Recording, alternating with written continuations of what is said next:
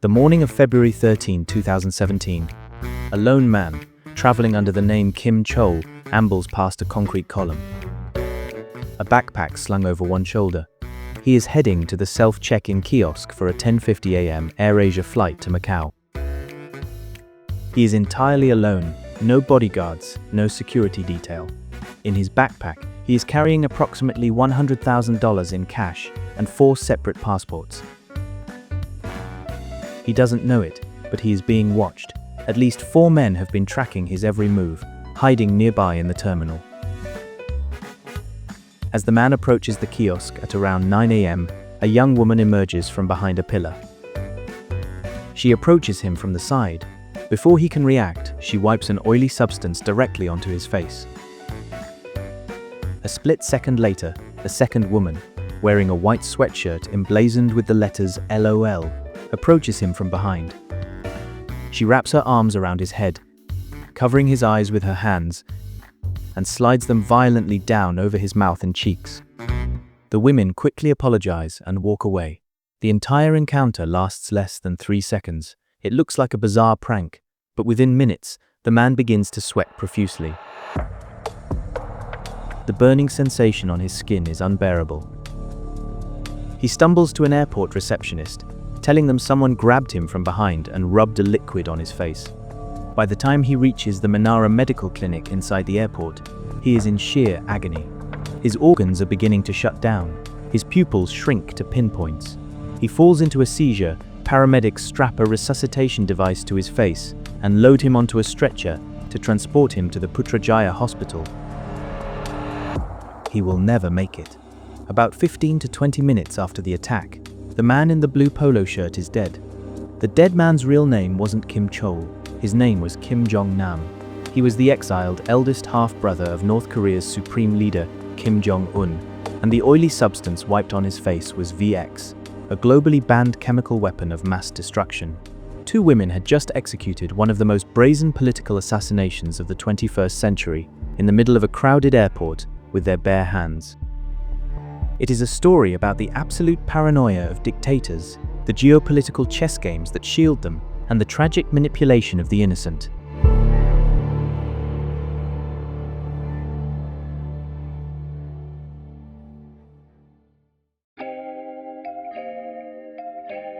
To understand why a man was assassinated in a Malaysian airport, we have to travel back in time to Pyongyang. Kim Jong-nam was born on May 10, 1971. As the eldest son of the ruthless North Korean dictator Kim Jong-il, his entire life was shrouded in secrecy. His mother was Song Hai-rim, an actress whom Kim Jong-il had an affair with.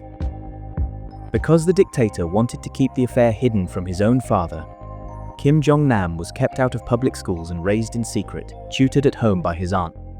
He eventually spent his childhood at international schools in Switzerland and Russia.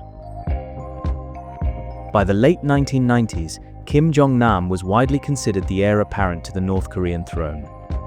He was appointed to a senior position in the Ministry of Public Security and headed the country's computer committee. But his Western education had changed him. He began advocating for market reforms and opening up the isolated nation, which infuriated his father. Then, in May 2001, Kim Jong-nam was arrested at Narita International Airport in Japan. He was traveling on a forged Dominican Republic passport under the Chinese alias Pang Xiong, which literally translates to Fat Bear. When detained, he admitted the embarrassing truth. He was just trying to visit Tokyo Disneyland. Aww, so cute. The incident was a colossal humiliation for the regime, causing Kim Jong-il to cancel a planned state visit to China. The Disneyland fiasco marked the end of Kim Jong-nam's political future. He was passed over for succession, and by 2003 he was living in exile, wandering between Macau, Beijing and Singapore. In 2011, Kim Jong-il died, and his youngest son, Kim Jong-un, took absolute power. The 2 half-brothers had never even met. But for Kim Jong-un, a dictator obsessed with consolidating power, an older brother living in exile was an unacceptable threat. Kim Jong-nam lived a playboy lifestyle, funded by mysterious business deals. But he also occasionally criticized his family's dynastic rule to foreign journalists. Years later, American officials would confirm that Kim Jong-nam had become a CIA source. According to South Korean intelligence, Kim Jong-un issued a standing order. His half-brother had to die. There was an assassination attempt in 2012, which prompted Kim Jong-nam to write a desperate letter to Kim Jong-un, begging for his life. "We have nowhere to hide," he wrote. "The only way to escape is to choose suicide." But Kim Jong-un wasn't just looking to kill his brother. He wanted to send a message to the world, and to deliver it, his spies needed the perfect unwitting weapons. Siti was born in 1992 in a small village in Indonesia. She moved to Jakarta as a teenager, working in a clothing sweatshop from 7:30 a.m. until midnight. After a divorce, she left her young son with her in-laws and moved to Kuala Lumpur to find money to eat, eventually working as a masseuse, and reportedly a sex worker at the Flamingo Hotel. Dawn was from Nam Dinh, Vietnam. She studied accounting, couldn't find a job, and ended up working as a waitress in Hanoi. She dreamed of being an actress and had even made a brief appearance on Vietnam Idol. In December 2016, a North Korean spy posing as a media producer named Mr. Y recruited Dawn in a bar in Hanoi. He offered her $1,000 a month to star in a hidden camera prank show. A month later, another North Korean operative calling himself James found Siti in Kuala Lumpur and offered her a similar deal. The North Korean agents groomed the women perfectly. For weeks, they paid Siti and Dawn to walk up to strangers in malls, hotels, and airports, smear baby oil or lotion on their faces, apologize, and run away. They rehearsed this harmless prank dozens of times. But in early February 2017, the script changed. The North Korean handlers gathered in Kuala Lumpur. They told the women that they were going to pull off their biggest prank yet at the airport.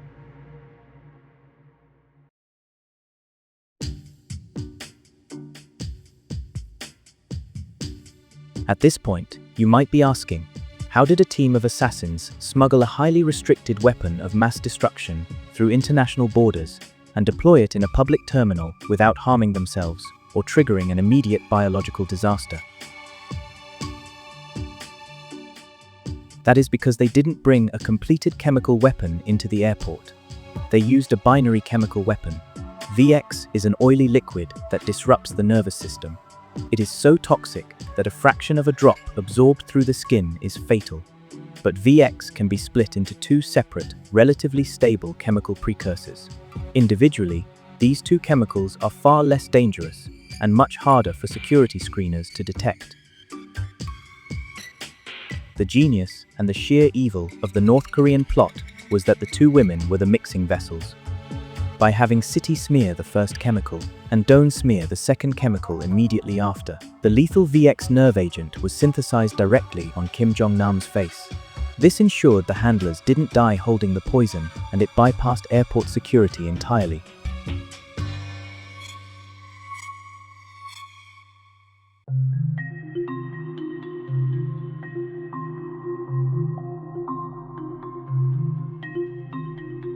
Let's return to February 13th. The climax of the plot.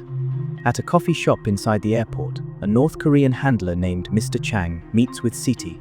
He tells her to look away, then pours an oily substance onto her bare hands. She notices it smells different from the usual baby oil. He points to a man in the concourse. At 9 a.m., Siti approaches Kim Jong-nam and rubs her hands on his face. "Sorry," she says, and runs away. Seconds later, Dawn strikes from behind, her hands slick with the second chemical. CCTV footage shows both women walking rapidly towards separate restrooms. Their hands are held up and away from their bodies. Dawn later claimed she just didn't want to stain her LOL sweatshirt, but they washed the chemicals off just in time to save their own lives. Meanwhile, 4 North Korean spies, the men who orchestrated everything, stand by, watching the attack unfold. The moment the poison is delivered, they change their clothes, casually clear immigration, and board a flight to Jakarta, beginning a long, circuitous route back to Pyongyang. They leave the 2 women behind to take the fall. Kim Jong-nam's death is agonizing. Inside the airport's medical clinic, a nurse notes he is sweating and entirely unresponsive. A doctor administers adrenaline and a milligram of atropine, an antidote for nerve agents, but it is too little, too late. The VX is ravaging his nervous system. Post-mortem toxicology reports will later show his lungs, brain, liver, and spleen are severely damaged. The enzyme cholinesterase in his blood plummets to a fraction of a normal human's level. He loses bowel control. Within 20 minutes of the ambush, the man with the iron lineage, the exiled prince of Pyongyang, is dead.